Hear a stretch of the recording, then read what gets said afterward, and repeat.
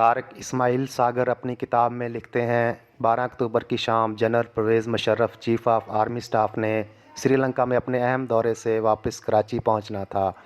عین ان لمحات میں جب وہ کراچی پہنچنے کے لیے کمرشل فلائٹ سے پرواز کر رہے تھے، اسلام آباد کے سرکاری ایوانوں میں ایک عجیب و غریب ڈرامہ کھیلا جا رہا تھا۔ ان کی آمد سے قبل ہی وزیر اعظم میاں نواز شریف نے انہیں ان کے عہدے سے برطرف کرنے کا اعلان کر دیا۔ سب سے پہلے کراچی ایئرپورٹ کی کہانی سن لیجئے، جہاں 6:40 تک گفتگو کی کیفیت طاری تھی۔ کسی کو کچھ سمجھ نہیں آ رہا تھا کہ کیا ہو چکا ہے اور کیا ہونے جا رہا ہے۔ عینی شاہدوں کے مطابق 6:40 پر بریگیڈیئر نوید نصر ایئرپورٹ کی عمارت میں داخل ہوئے، جن کے حکم پر فوج کے جوانوں نے پوزیشن سنبھال لی۔ تفصیلات کے مطابق منگل کی شام جنرل پرویز مشرف کی برطرفی کی خبر کے بعد سری لنکا سے مشرف کی آمد کے باعث ایئرپورٹ پر خصوصی انتظامات تھے۔ شام 6:40 پر ایئرپورٹ سیکورٹی فورس کے کمانڈر بریگیڈیئر نوید نصر تیزی کے ساتھ ایئرپورٹ پہنچے اور وہاں متعین عملے کو ہدایت کی کہ کسی کو ایئرپورٹ کے اندر نہ آنے دیا جائے۔ ان کے احکامات کے ساتھ ہی آمد کے راستے پر فورس نے پوزیشن سنبھال لی تھی۔ 6:45 پر corps commander lieutenant general Muzaffar Hussain Usmani اپنے محافظ جوانوں کے ساتھ پہنچے اور ایئرپورٹ کے اندر گئے۔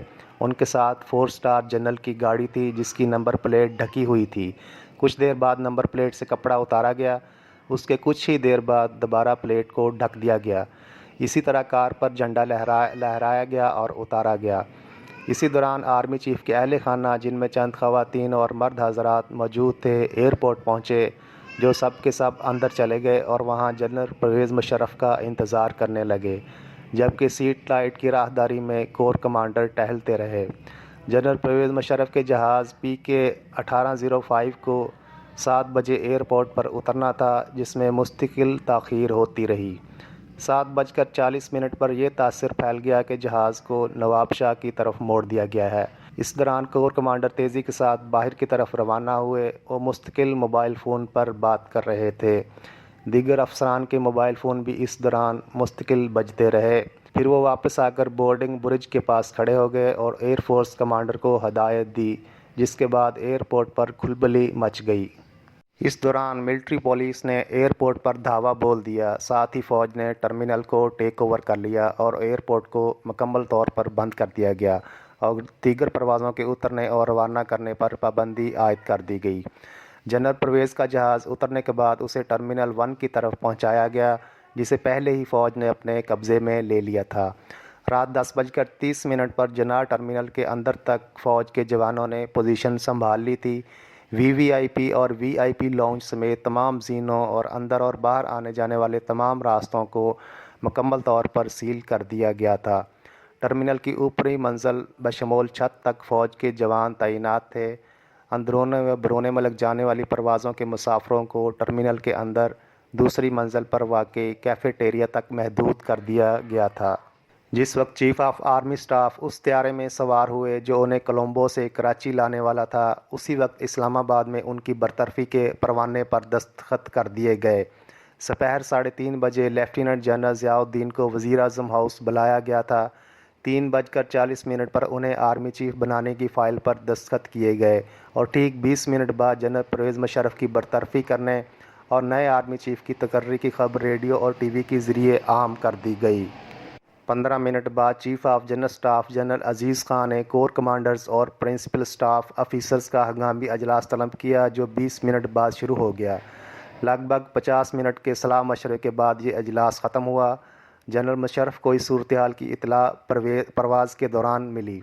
اسی دوران سول ایوییشن اتھارٹی کے ڈائریکٹر جنرل امین اللہ چودھری نے ڈائریکٹر آپریشن راڈار یوسف عباسی کو فون پر حکم دیا کہ وہ کولمبو سے کراچی آنے والی پرواز PK-805 کو کراچی میں نہ اترنے دیں، بلکہ اس کا رخ دبئی کی جانب موڑ دیا جائے۔ اطلاعات کے مطابق PI کی اس پرواز کو شام 6:50 پر کراچی ایئرپورٹ اترنا تھا۔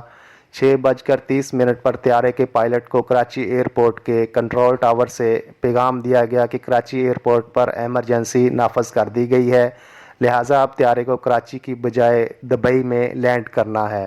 طیارے میں سوار جنرل پرویز مشرف کو اس ہنگامی صورتحال کے بارے میں طیارے کے عملے نے آگاہ کیا۔ اطلاعات کے مطابق یہ خبر ملتے ہی جنرل پرویز مشرف نے اپنے موبائل فون سے فوری طور پر اعلیٰ حکام سے رابطہ کیا۔ اس سے قبل وہ طیارے کو کراچی کی فضائی حدود میں ہی رکھنے کی ہدایت کر چکے تھے۔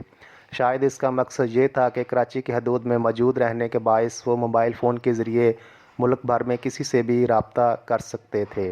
باخبر ذرائع کے مطابق ان کا طیارہ لگ بھگ 55 منٹ تک کراچی پر اڑتا رہا۔ اسی دوران جنرل پرویز مشرف نے ان احکامات پر عمل درآمد کی ہدایت دیں جو در حقیقت پہلے ہی طے پا چکے تھے۔ ادھر اسلام آباد میں شام 5:30 بجے کور کمانڈرز اور پرنسپل اسٹاف آفیسرز کا اہم اجلاس ختم ہو چکا تھا اور اجلاس کے متفقہ فیصلے کے مطابق 10 کور کے کمانڈرز کے ذریعے بریگیڈیئر 3 کو ایک خصوصی مشن سونپا گیا، جس نے آدھے گھنٹے کے اندر اندر ٹیلی ویژن، ریڈیو، وزیر اعظم ہاؤس، ٹیلی فون ایکسچینج، وزارت خزانہ اور اسلام آباد ایئرپورٹ کا کنٹرول سنبھال لیا۔ اطلاعات کے مطابق 6 بجے کے بعد مشرف کی برطرفی کی خبر ٹیلی کاسٹ ہونے سے رکوا دی گئی۔